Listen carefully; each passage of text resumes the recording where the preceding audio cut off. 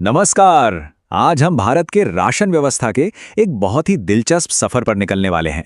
ये कहानी है लगभग 70 सालों की और हम देखेंगे कि कैसे एक छोटी सी दुकान से शुरू हुई ये व्यवस्था आज करोड़ों लोगों का कानूनी अधिकार बन चुकी है। तो सवाल यही है कि भाई एक राशन की दुकान से कानूनी अधिकार तक का ये सफर आखिर था कैसा। चलिए इस पूरी कहानी को एक एक करके समझते हैं। देखिए, इस कहानी की शुरुआत होती है 1940 के दशक में। उस वक्त एक ऐसी व्यवस्था बनी जो कह सकते हैं कि जरूरत और मजबूरी में ही पैदा हुई थी। इसे नाम दिया गया सार्वजनिक वितरण प्रणाली, या जिसे हम सब पीडीएस के नाम से जानते हैं। वैसे तो इसकी औपचारिक शुरुआत दूसरे विश्व युद्ध के दौरान हुई थी, लेकिन 1960 के दशक में जब देश में अनाज का बड़ा संकट आया, तब इस व्यवस्था को और मजबूत किया गया ताकि लोगों तक खाना पहुंच सके। और सबसे दिलचस्प बात जानते हैं क्या है? कि शुरू में ये पीडीएस सबके लिए था, मतलब इसमें कोई भेदभाव नहीं था। इसका सीधा सा लक्ष्य था कि हर नागरिक को उचित मूल्य की दुकानों से गेहूं, चावल, चीनी और केरोसिन जैसी जरूरी चीजें सस्ती दरों पर मिले। ये एक तरह से सबके लिए एक यूनिवर्सल सुरक्षा कवच जैसा था। लेकिन देखिए, सिस्टम भले ही सबके लिए था, पर इसकी पहुंच हर जगह, हर कोने तक बराबर नहीं थी। और बस इसी कमी को दूर करने के लिए इस व्यवस्था में पहला बड़ा सुधार किया गया। साल था 1992, जब इस सिस्टम को एक नया रूप दिया गया। इसे कहा गया संशोधित पीडीएस या आरपीडीएस। अब इसका पूरा फोकस देश के सबसे दूरदराज और मुश्किल इलाकों पर था। तो यहां पर जो मुख्य बदलाव था वो था भौगोलिक। सरकार ने करीब 1775 ऐसे ब्लॉकों को चुना जो खासतौर पर आदिवासी, पहाड़ी या बहुत मुश्किल इलाके थे, और वहां तक अनाज की डिलीवरी को बेहतर बनाने पर जोर दिया गया। याद रखने वाली बात यह है कि यह बदलाव जगह पर आधारित था, लोगों की आमदनी पर नहीं। और अब आता है इस कहानी में सबसे बड़ा मोड़। देखिए, एक यूनिवर्सल सिस्टम चलाने में खर्च बहुत आता था और लीकेज की भी समस्या थी। तो अब सोच में एक बहुत बड़ा बदलाव आया। फैसला हुआ कि अब यह व्यवस्था सबके लिए नहीं, बल्कि कुछ खास घरों पर ही केंद्रित होगी। साल 1997 में शुरुआत हुई लक्षित पीडीएस यानी टीपीडीएस की।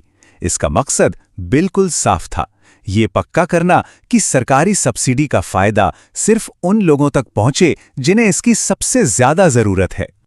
अच्छा, तो सवाल है कि ये हुआ कैसे? पहली बार देश में परिवारों को दो हिस्सों में बांटा गया, बीपीएल यानी गरीबी रेखा से नीचे वाले और एपीएल यानी गरीबी रेखा से ऊपर वाले। बीपीएल परिवारों को बहुत ज्यादा सब्सिडी पर अनाज मिलने लगा, जबकि एपीएल परिवारों के लिए कीमतें बाजार के काफी करीब थीं, और यहीं से टारगेटिंग की असली कहानी शुरू हुई। इसके बाद ये टारगेटिंग और भी ज्यादा सटीक हुई। अब कोशिश थी कि एक ऐसे खास और संवेदनशील समूह तक मदद पहुंचे जिन्हें अक्सर नजरअंदाज कर दिया जाता था। साल 2000 में अन्नपूर्णा योजना की शुरुआत हुई। ये खासतौर पर उन बुजुर्ग नागरिकों के लिए थी जो राष्ट्रीय वृद्धावस्था पेंशन के हकदार तो थे, लेकिन किसी न किसी वजह से उन्हें इसका लाभ नहीं मिल पा रहा था। इस योजना के तहत ऐसे हर व्यक्ति को हर महीने 10 किलो अनाज दिया जाता था, और वो भी बिल्कुल मुफ्त। ये बहुत ही फोकस्ड और एक गहरा कल्याणकारी कदम था। और अब हम इस सफर के सबसे अहम पड़ाव पर आते हैं। ये वो दौर था जब भोजन सिर्फ एक योजना नहीं रहा, बल्कि एक कानूनी अधिकार बन गया। 2013 में आया राष्ट्रीय खाद्य सुरक्षा अधिनियम यानी एनएफएसए, और इसने तो सब कुछ बदल कर रख दिया। इसने दशकों से चली आ रही योजनाओं को एक जबरदस्त कानूनी ताकत दे दी। अब भोजन पाना लोगों का हक बन गया था। अब जरा इस कानून के पैमाने को देखिए। इसका लक्ष्य था देश की 75% ग्रामीण आबादी को अपने दायरे में लाना, और साथ ही देश की 50% शहरी आबादी को भी इसके तहत कवर करना। एक बहुत बड़ा कदम था। और ये अधिकार था क्या? अधिकार था कि हर व्यक्ति को हर महीने 5 किलो सब्सिडी वाला अनाज मिलेगा। ये सरकार की तरफ से एक बहुत बड़ी कानूनी गारंटी थी। तो अगर इस पूरे सफर को फटाफट देखें, 1940 के दशक में एक यूनिवर्सल सिस्टम से शुरुआत हुई। 1992 में ये दूर दराज के इलाकों तक पहुंचा।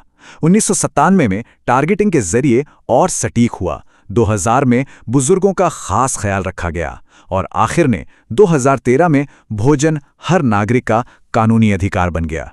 वाकई क्या कमाल का सफर रहा है। तो संक्षेप में कहें तो पीडीएस, फिर आरपीडीएस, उसके बाद टीपीडीएस और अन्नपूर्णा योजना, ये वो 4 मजबूत स्तंभ हैं जिन पर आज का हमारा खाद्य सुरक्षा कानून खड़ा है। तो 70 सालों में बनी ये व्यवस्था आने वाले वक्त की चुनौतियों जैसे कि क्लाइमेट चेंज या फिर नई महामारियों के लिए आखिर कितनी तैयार है? ये एक बहुत बड़ा सवाल है जिस पर सोचने की जरूरत है।